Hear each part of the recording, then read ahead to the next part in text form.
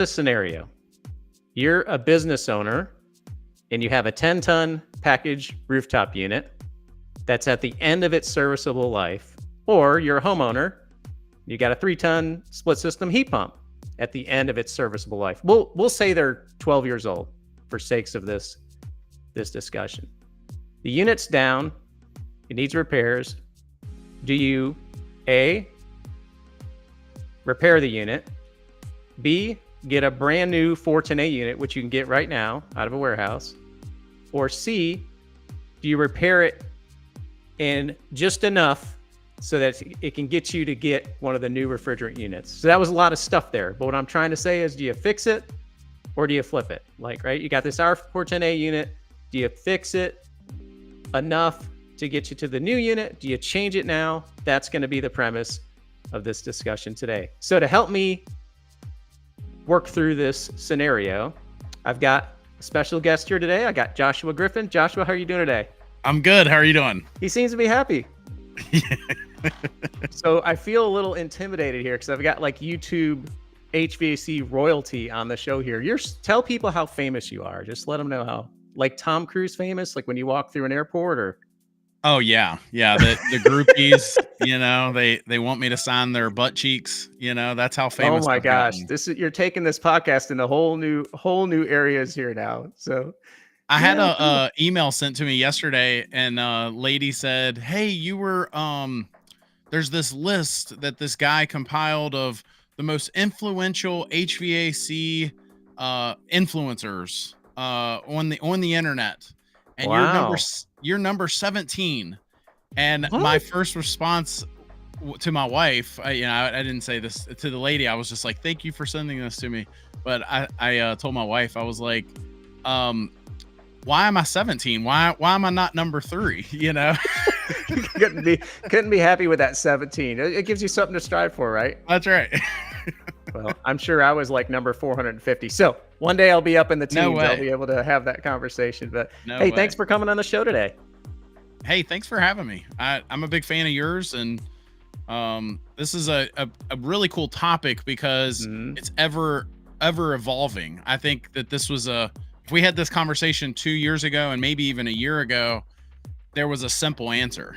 But now, depending on your situation, depending on a lot of variables, there are decisions to be made that you may not have made a year ago, Correct.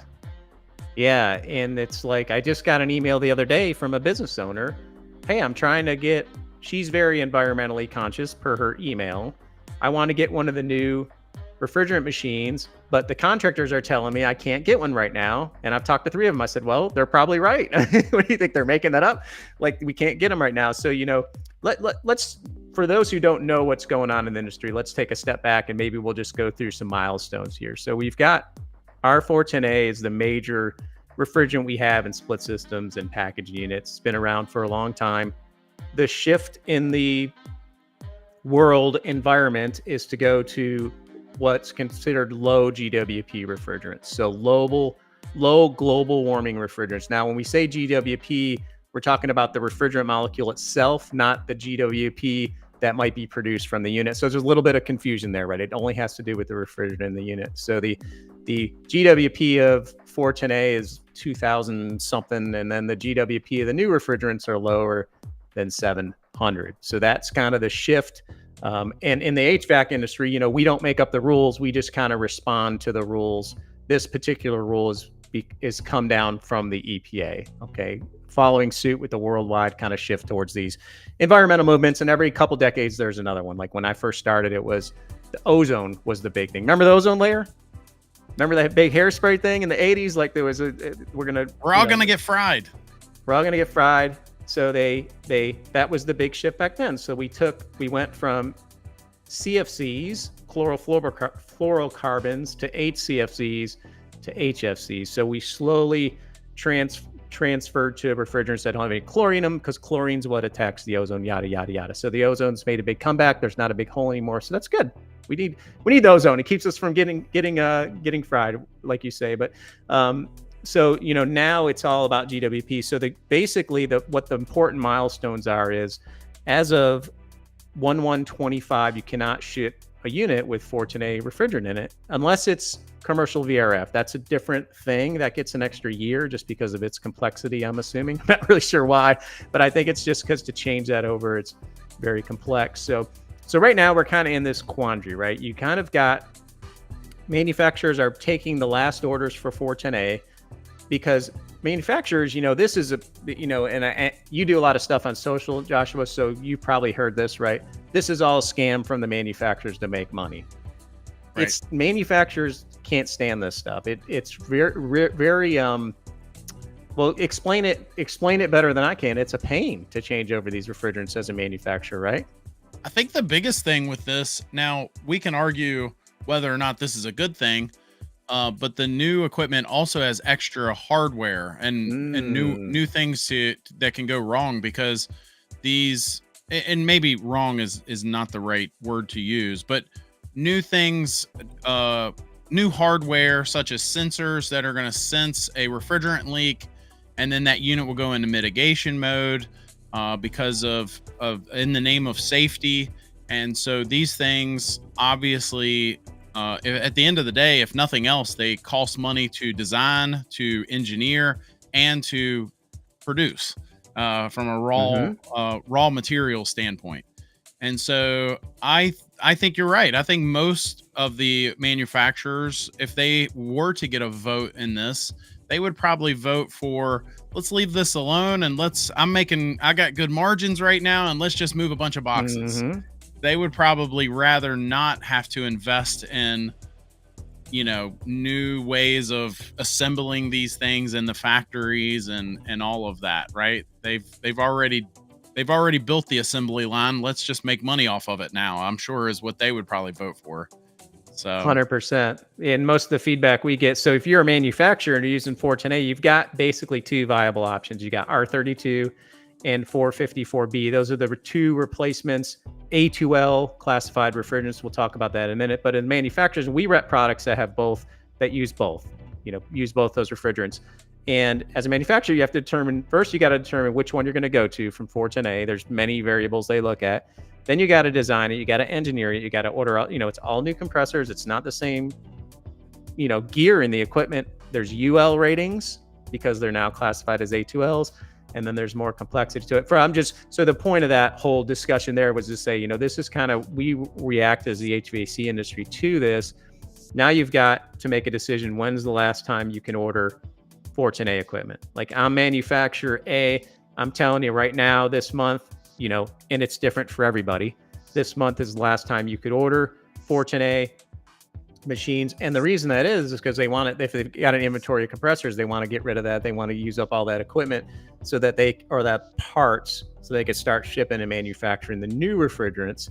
So the quandary is, if you're an owner or a homeowner or a business owner, either one, right? And you've got a unit that's old and it needs to be replaced, do you just replace it with the 410A unit, or do you patch it up and wait for the new unit? So what are your thoughts on that?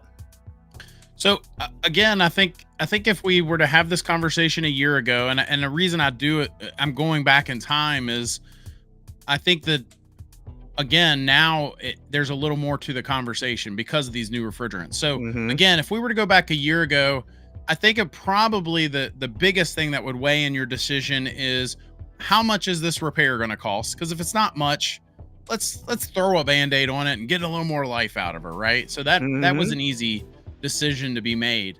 And then depending on what that investment to repair that system was, possibly the condition of the system, those all might have played roles in your decision to replace, repair, etc.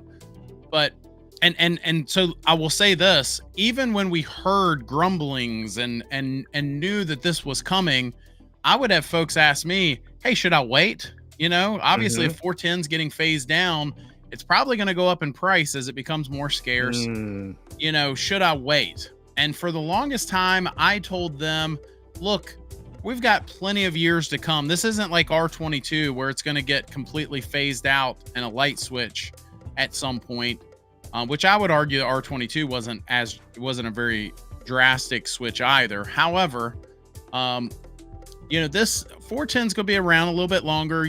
Don't let that be your decision, what plays in your decision making here.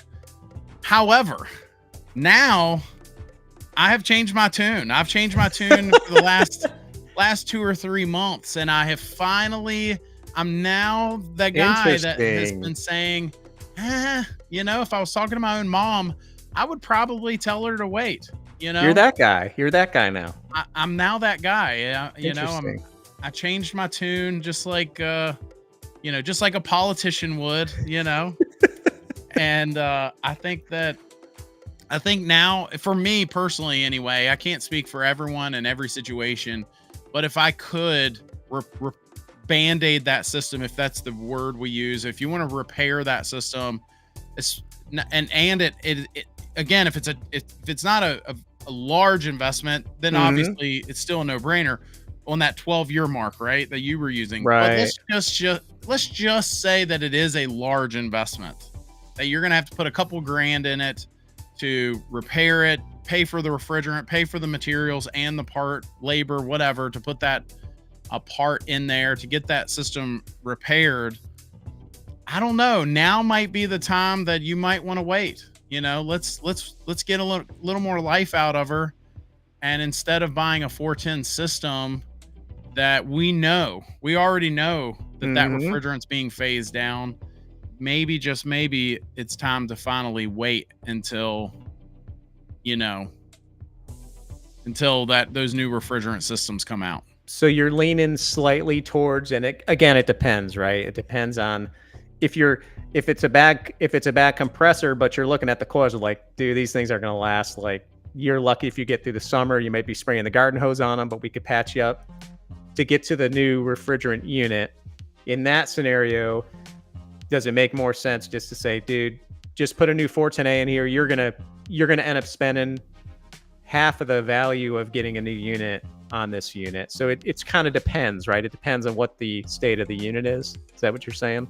Yeah, and because here's the thing, we're not, again, even just 6 months ago, we had some time. We had some time to some time to suffer. But now I know we're in the summer and there's going to be some suffering maybe, but at the same time, we're now on the cusp. Like, I think that some of these manufacturers are saying, at least on the residential side, we're in the home stretch here. Any day now, brand X is going to come out with their first one hitting the market. And then brand Y is a week later. And, distributors are getting their hands on these systems as we speak. Like, I can't speak for all brands, but I know at least a couple brands where you can right now during this conversation at least buy a mini split with R-32 refrigerant in it. Yeah. And so we're here. It's the time we finally crossed the ocean and we're seeing land for the first time. That's right. And we're there, so. Yeah, I'm kind of torn, as a guy who's been selling commercial equipment for a lot of years. I'm torn between getting that tried and true tested 410A unit they've been making for a decade versus this new unit, right? Like serial number 001. We've all been there and sold the new exciting thing and be like, and I know, like, all manufacturers that I know of, whether it's a competitor to what we rep or the stuff we rep, they do a really good job of testing this stuff in the factory, because field problems are very expensive to manufacture and very problematic to everybody involved. But, it's getting that new, just like, I'd like to see it get out there. My advice would be, if you can, is let it get out there, let it get tested, then get one. The problem is there's just no time, because the 410A ones are going away anyway. So you're going to be in a month or two, you might not be able to get a 410A one anymore unless you got some remnant inventory in a warehouse or something like that. My kind of stance is, if you need a unit right now and it's more than 20% of the cost to fix it, just get a 410A unit. Like, that's my stance, because I think you can get a good discount on it right now, and people are ready to move them. But there's so many different variables. I have a 22 unit in the cabin up here, and I just bought a 410A unit. So there you go. So that's kind of how I roll on it. But I didn't want to wait, because I had to put 22 in there last year, and boy, that was not That was not a cheap endeavor to put a couple pounds of refrigerant in there. So, that's kind of, and again, it's like, it just all just depends. So any thoughts on all that rambling I just gave you?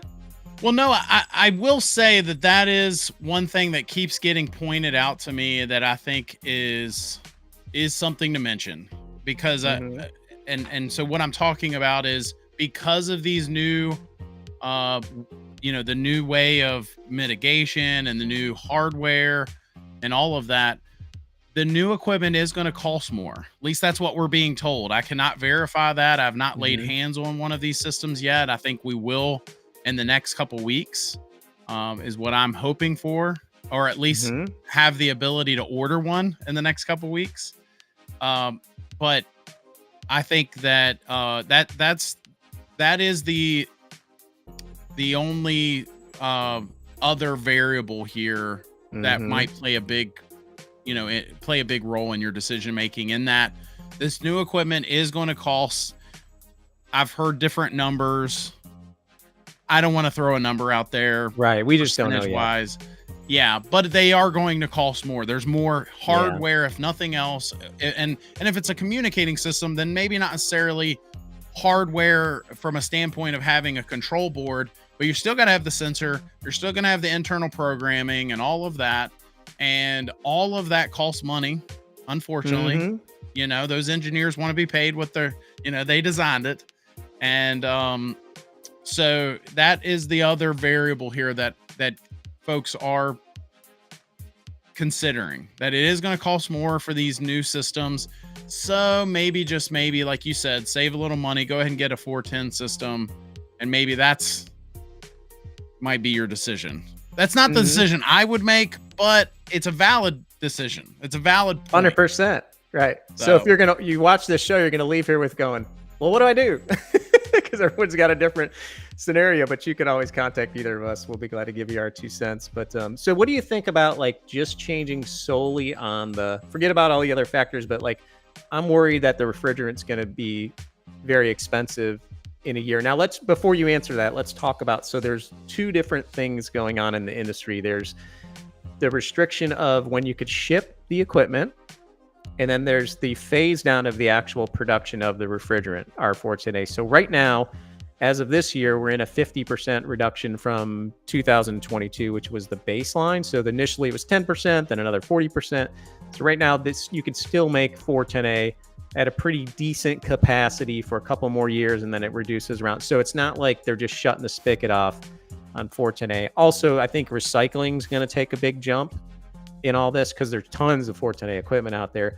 So what are your thoughts on like solely basing it on the cost of refrigerant going up? So the refrigerant itself, I think, I can't speak for both refrigerants, but for one of them, it's non-proprietary. You're going to buy it from whoever you get the best price from.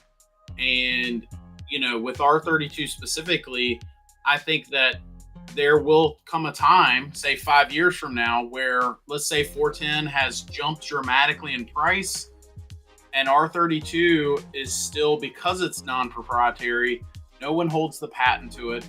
The folks at Daikin that did hold it, they released it years ago.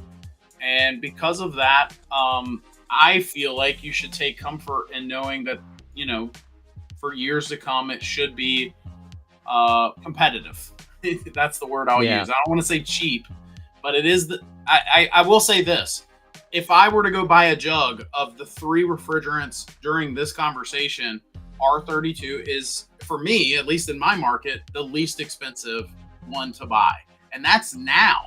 That's not 5 years from now during the AIM Act. That's now. So right.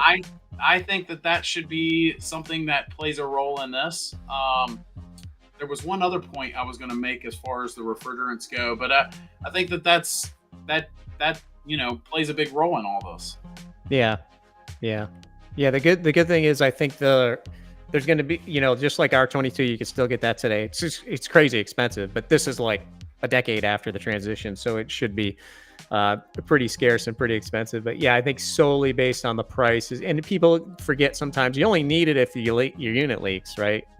Right. You're not putting, it's not like changing the oil in your car, like you got to go change your refrigerant every couple of months. You're only going to use that if there's a leak. And if you got a unit for 15 years, you're probably going to need to charge it a few times. I mean, that's just the nature of the deal. But yeah, so I don't like this solely on that factor. And from an environmental standpoint too, I kind of like, and I use this example from earlier, it only has an environmental impact if the refrigerant leaks out of the unit, right? And rarely do you get a situation where you lose all the refrigerant. You might need to top off because you lose a little bit over time. But so just don't. I would caution people on, if that's your sole driver, like I want to be more environmentally friendly, I think that's great, no problem. But like, it only infects. It doesn't. Some people think the GWP aspect is the unit uses less energy and it produces less global warming potential, but that's not really the case, right? Because the efficiencies are pretty similar in terms of the 410A versus the new machines, correct? Is that what you're seeing? Well, I'm glad you said that. So not only are they more efficient, but that is the other point I was going to make, is the new systems will hold, generally, that there's exceptions to every rule, but generally they are also more efficient. So they hold less refrigerant to get the same capacity. That might also play a role in your decision making. If you got this big honking, 5-ton system that holds 15 pounds of 410, 15 pounds of 410 at whatever price multiplier, that can really add up after a while. So let me ask you a question. Go for it. If I may. I was asked this yesterday, and I'd just be just throwing this out there to you as a hypothetical. What do you think about someone buying a pallet of 410 and then just storing it as an investment for the next, and then 10 years from now, you double your money or something? I don't know about that. I guess if you got unlimited warehouse space and it's like, what else could you do with that space? That would be the first question I could ask. I would definitely buy some now if you're doing a lot of service work, which you would probably have some anyway. But, I just got an email from a guy. He's our head of our GM and parts for all of our brands. And the price of 410A has actually gone down a little bit. So like any other investment, you take a big risk. If everybody starts recycling it and it gets flooded with supply, then you're gonna lose money in that. So for me personally, I don't know. I would be like, if you got a business, you probably got some lower hanging fruit, to work on. I would say, how's your website look? That's the first question I would ask, because I'm a marketing guy. Like, how does your website look before you go buy that pallet of refrigerant? Maybe you should invest on that. Yeah, there you go. There you go. I had a father. So my father-in-law a few years ago. So my father-in-law he's retired, but he was a waterman by trade. So essentially a commercial fisherman. But then down here they call them watermen. And so he would catch oysters in the winter. Sorry to go down a rabbit hole here, but go for it. So he would catch oysters. I'm not sure catch is the right word, but he would get oysters in the winter time, and then get soft crabs, keeler crabs, in the summertime. And so he had this this cooler, walk-in cooler type space with these plates, and it had R-12 refrigerant in the refrigerant lines. And so we needed a jug of R-12 one day, and we found a guy that had one, and he was very gracious about it. I don't think he charged us. I mean, he charged us, it wasn't cheap, but I later went online and started looking around and started finding, different websites where guys were charging thousands of dollars for a jug of R-12. I can't imagine if there's any even still out there, what they would charge for it or could charge for it. So yeah, that's a good eBay maybe, but be careful, right? Yeah. That brings up a good point. I've seen quite a few articles on, and I believe this happens normally when there's a transition, on counterfeit refrigerants coming across the border. So, just a heads up out there, don't take that risk. Be super careful, because you could really get in a lot of trouble. I don't know what kind of trouble you can get in, but I'm sure getting in trouble with the EPA with something like that's not good for your business. So just a heads up to be careful about that. If you Google counterfeit refrigerant, I think the ACHR News does a really good job of covering, what to look out for and be careful. So that just kind of jumped into my head when you said that. And the other thing is, like, a couple of things I wanted to talk about while I got you here. You can't, just so there's no confusion, like, the new refrigerants are not drop-in refrigerants for R-410A units, right? Like, there's a lot of, well, can't I just take a R-410A unit and put the new refrigerant in there? No, you cannot. Well, physically, you probably can, but you would void the warranty. You'd be breaking all kinds of laws, codes. The UL rating would go away on the equipment. You'd also void the warranty if there's any. So be super, super careful of that. If you're at a R-410A unit, and I know the new tanks have the reverse threads on the refrigerant tank. So they're reverse threaded for a reason. You have to have an adapter to hook them up to the gauges. And why don't you talk a little bit more about that? You probably know more about that side of it than I do. Well, I don't know about knowing more about it, but I think I should be learning from you. But the interesting thing about all of that is it's not just because I was always the guy that when they would say, well, you can't put R32 and R-410A system, or you can't put MO99 in an R22 system. Remember that was when all these drop-ins or replacement refrigerants came out, conversations were being had like that. And I was always the guy that would say, well, why can't I? Like, what would happen? What would happen if I didn't completely recover? You were a troublemaker is what I'm hearing. Yeah, still am. But what would happen if I didn't recover 100% of the R22 out and I put a different refrigerant in there and blended them, right? What would happen? And so I think at the end of the day, aside from all of that, aside from the fact that you probably could get in some big trouble, these new refrigerants being mildly flammable, what about the safety side of things? If you're going to put, an A2L refrigerant in a A1 system, there's not mitigation equipment in there. If it does leak out in their house, is it as flammable as an A3 refrigerant? No. Will it blow their windows out? No. But it could catch their sleeves on fire. Could, in the right scenario. Right. And so I would not want to be that guy. I've actually taught classes on the new refrigerants, and I've had, some guys in those classes, technicians, if you want to call them that, and they're a little too transparent in that they'll say, well, yeah, I'm used to breaking this rule and cutting corners here and there. And what about with these new refrigerants? And my answer is always, I wouldn't want to be that guy. What if something did happen?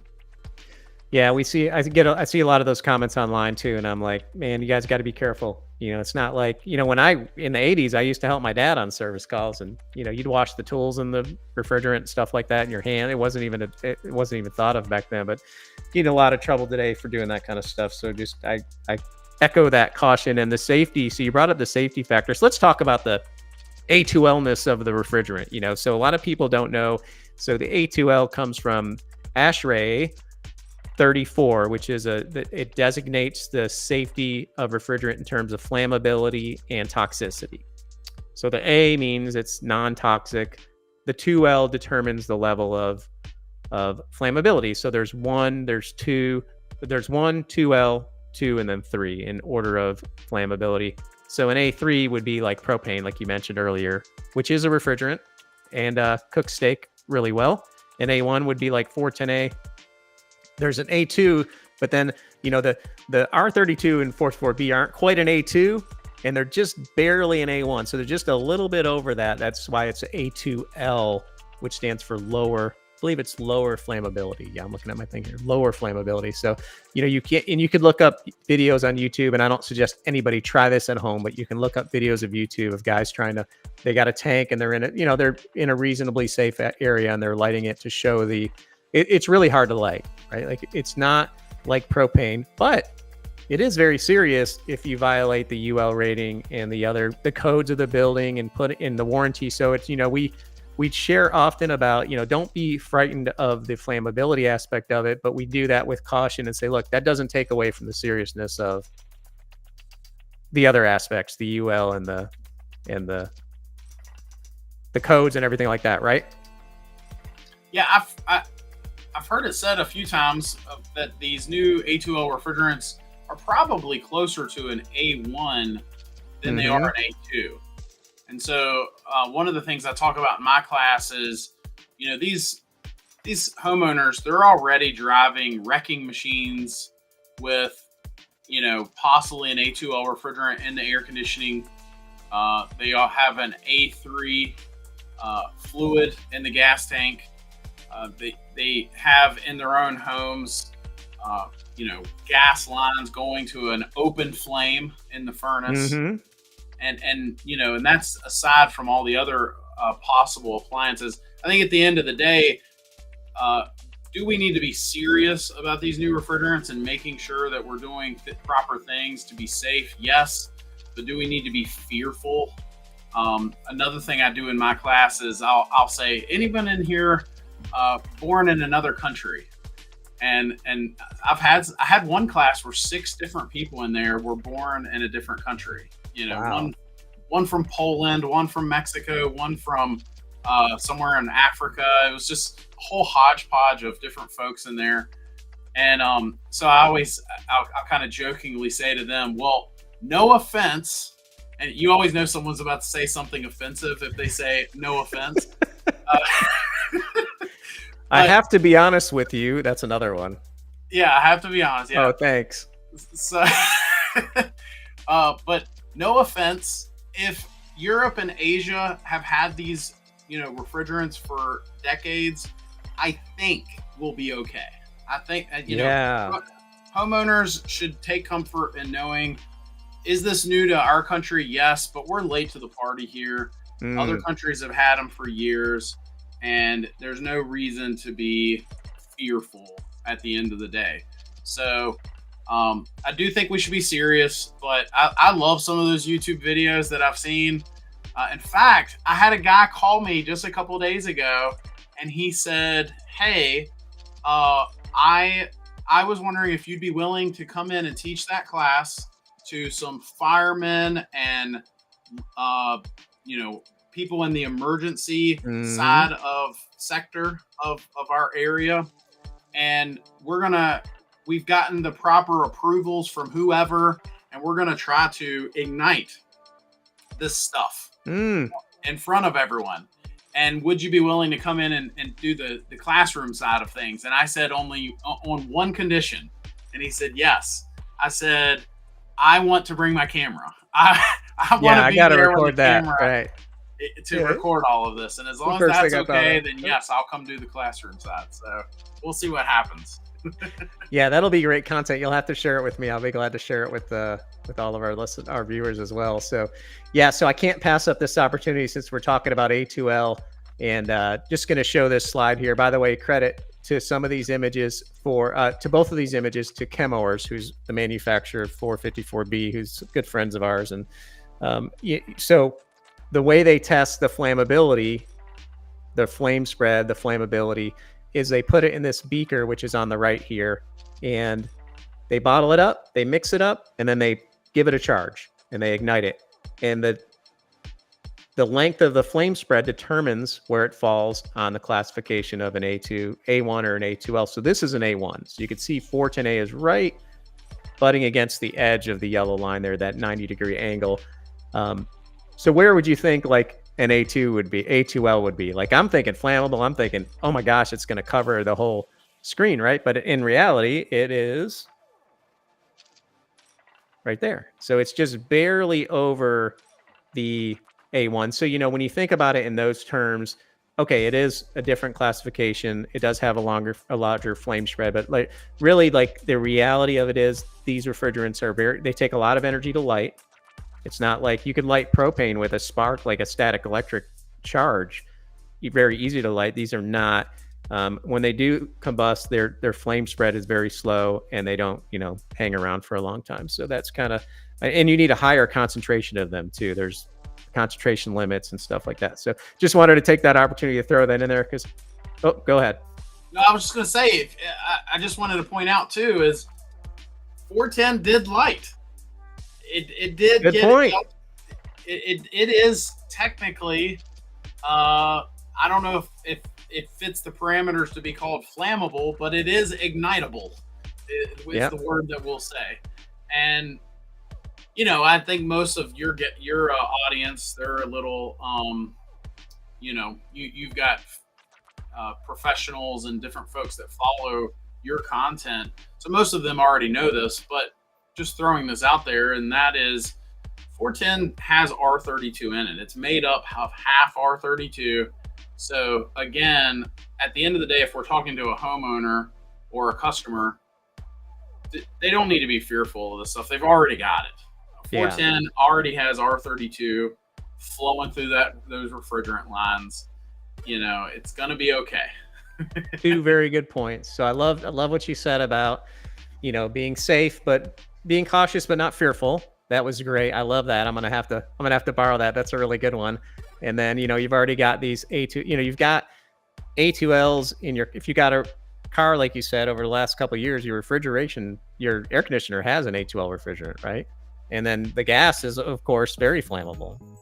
So we've got all these things. So I like, and the other thing you brought up, which I don't do a good job of saying, is these have been around for a while. Like, these are nothing new. They're new to us because we're way behind the curve in terms of the movement globally. I mean, in Europe, they're already on to the next thing. Like, they're already looking at the next deal, which I don't know. I need a break. Like, this was hard enough trying to learn all this stuff. Like, and I tell you, man, it is so confusing. It's getting a little better about the information out there, but a year and a half ago, I started I got to figure out what's going on. What is an A2L? What's going on with all these? And it is so, when you Google it online, it's so confusing. So, what advice do you give? Because I know you work with a lot of homeowners, Joshua. What advice do you give to someone who's looking to change their system? They're confused. They're looking to find a good, reputable person in their area. Besides calling you where you live, what do you recommend they do? Well, they can't call me anymore. I sold my company.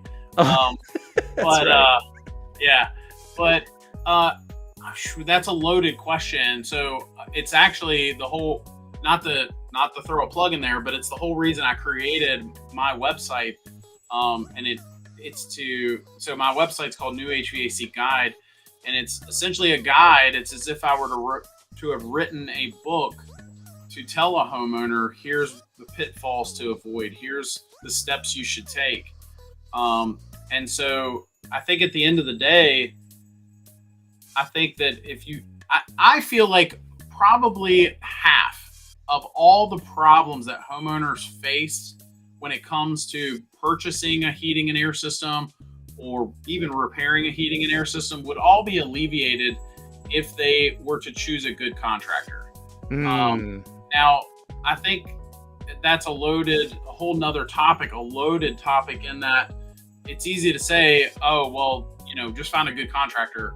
And then, of course, you make a few phone calls and they all say that they're good, if not the best, right? I've never met a heating and air guy that said, I'm not the best in my area. Like, they all think they are the best. You don't want to work with me, but here's my quote. Yeah. And so it's just like every home builder thinks that they are the best. But then as soon as I start asking them questions like, are we going to do a proper load calculation? Are we going to do, proper duct sizing? I need enough space for that properly sized duct to be installed. Oh, you're holding me up, or your price is too high to do things correctly. So they all say they're the best. So I think having a good way of being able to compare apples to apples on those contractors, don't be afraid to ask a few questions. I do think there is something to be said for, and I'm just being real now, as someone that did own a heating and air business, a lot of contractors, if you are being a pain in the butt customer, they either don't want you as a customer or they will charge you higher pricing. I mean, I'm just being real now. If we're being real, they will charge you the pain in the butt fee. And so because of that, I think that there's a way for you to interact with that contractor, but also decide if they are good or not. And so one of those being, see how they're treating you from the get-go. If you call them, and it's okay if they don't answer, right? Maybe they're a one-man show and they don't have someone answering their phone yet. There's nothing wrong with that. But did he call you back in a few hours, right? Because if those first interactions aren't good, then how do you think it's going to be 2 years from now when you are having a problem and you need someone to, take care of the warranty, right? That he's not going to make much money off of. So, be very objective about it. And then the last thing is as you are asking questions and you're trying to decide whether or not this contractor is quote unquote good, is find a way that. So I always tell folks that we help on our guide. I'll tell them your cousin is telling you to ask these questions. So your cousin, I'm everybody's cousin. Tell them your cousin that lives in Virginia is a heating and air pro, and he's telling you to ask these questions. So that everybody's got that cousin though, right? Like everybody thinks they have that. Right? True. But at least the contractor doesn't think he's dealing with that pain in the butt customer that he's going to have to charge. Oh, I see what you're saying. Deflect it onto your cousin John. Right. Hey, I'm really sorry. I'm sure you're licensed and insured. My cousin said to definitely make sure I get a copy of your COI before I move forward. Gotcha. Before I sign this contract, which, oh, by the way, they should have a contract, Yeah. And my cousin is telling me to do these things. So I think that find a good contractor, be objective about it. Read some of the reviews online. I can't tell you how many people I've helped on our guide, and they will have narrowed it down, and they'll say, I finally found the right contractor. I'm not even going with the cheapest bid. I'm going with a little bit higher bid, but the guy he answered he gave me the warm fuzzies. He said all the right things. And then I go to look them up online and find the last 3 reviews left for their company are 1-star reviews, and they're telling these, stories about whatever happened. And anyway, just be objective about it. Are those Google reviews? Google reviews generally? I like Google, but I do know that that's a regional thing. There are regions of the country, I've learned helping people on our website, that Yelp holds more weight than other parts of the country. Of course, Better Business Bureau, all these different websites. Just realize, and I hate to pick on Yelp and Better Business Bureau, but there are websites out there where contractors can pay money to be to have a better reputation on those websites. Interesting. And so I'm not saying. I'll just leave it at that. So be careful. Be careful. I don't want to say homework. anything that's not true, and then they want to sue me. But, I understand. But I think I'm safe in saying both of those particular organizations both accept money from the contractor. Whereas Google is completely third party, although they do have this new program in place for the last year or two, they still don't have anything in place where you can pay money and have your reviews be manipulated in any way. You can still go to anyone's profile, click latest review, and read who somebody just last week posted a review. Tony was there, and he had bad gas, and he left the place smelly. So I read that review about you, Tony. That dang Tony. You never know. And see how they respond to the reviews too. That's the other thing that's important, If you got a couple 1 stars, but they're like, you're right, we really messed that up, we made it right by doing this, this, and this, that to me has a lot of credibility. But so great information. So start at newhvacguide.com. That's right. Did I get that right? You did. Yeah. And tell us about your existing YouTube channel and then your new YouTube channel, because I like to bring as much value to the listeners as possible. So yeah, thank you. So we are moving the live show and anything that revolves around the live show to its own YouTube channel. So the new YouTube channel's still very similar. It's called HVAC Guide live show is what the new channel is going to be called. And so everything is going to get moved over there. Currently, our live show is still being streamed to both channels. In fact, I think I shared this, you graciously having me on your channel. I shared this on both of those, but it's going to do a couple things. The first thing is I do a number of things. One of the things I do is I have a mastermind group where I meet with a couple different groups of pros, and we talk about, some of the things you and I are talking about, but more from a behind the scenes, how to grow a business, how to treat the customer correctly, how to do business right. And it's not even necessarily that I'm some guru like a lot of guys portray. It's more of getting some really smart guys in a room together, guys rubbing elbows with folks fighting the same fight that you are, and they get to, bounce ideas off of one another. So obviously, something like that doesn't really fit in with videos for homeowners, Right. And so giving all this stuff that has nothing to do with being a guide to HVAC for homeowners, a new home. So everything's getting moved over there. We're still going to be posting content for homeowners and still trying to give information. It's more about growing and trying to cover more bases. And I'm just really excited about it. Once we get to, I don't know, I don't even have a number attached to it yet, but we're growing on the new channel, adding subscribers every day. Probably once I get a couple hundred subscribers, then we will stop streaming the live show to the old channel, and only focus on content for homeowners on that channel.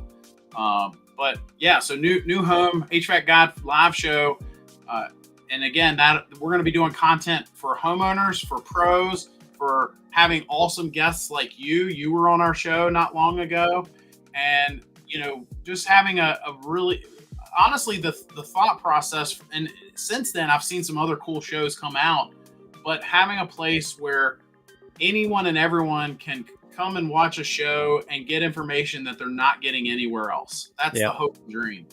And so we had a gun expert on there talking about how professionals need to make sure they're abiding by laws, but also staying safe, and when they're doing work. We've had all kinds of cool people. We've got Ty Brannaman, who's, I think if there was a Mount Rushmore for trainers in our industry, he's great. Probably be on it. He's going to be on our show. I believe it's week after next. He's great. Yeah, he's a good resource. Yeah, so I'm excited about that. But yeah, we had Gil Cavey, who has the #1 podcast in the nation for revolving around HVAC. He was on our show. So just having not just a show that's entertaining, but a show where giving somebody like, say, Gil or Ty a chance to say, yeah, I know I normally do this sort of stuff, but let me give you some info on something that I don't normally even get to talk about, sort of deal. And so, you get to hear Tony tell stories about, something really embarrassing. So you got to go back and watch my show. I'm just kidding. But yeah, I'm excited. If you can't tell, it's been a while since I've been super excited about something we're doing, and the live show itself having its own home is I'm pretty excited about. That's awesome. Well, I think that's a great way to end it. That sounds exciting. I'm gonna have to go check it out. You want to come back in a few months? Tell us how it's going. If you'll have me, absolutely. Absolutely. So thank you so much, Joshua, for coming. And thank you all for listening to the Engineers HVAC podcast. Got a big heart coming at you from Joshua. And I'll put up some QR codes here in a minute. You can check out our YouTube channel, which is at HVAC-TV. You can go to YouTube and just type that in. And again, from the folks at Insight Partners here and Hobbs and Associates and all of our family of brands, we greatly appreciate your support and listening to us. And hopefully we're bringing some value. And Joshua, thank you so much again. You did an incredible job. And as always, you brought a lot of value to our listeners. Thank you. Thank you. All right. I'm going to put these QR codes up. Will you hang out with me in the waiting room for a minute? Yes, sir. All right, buddy. Thank you.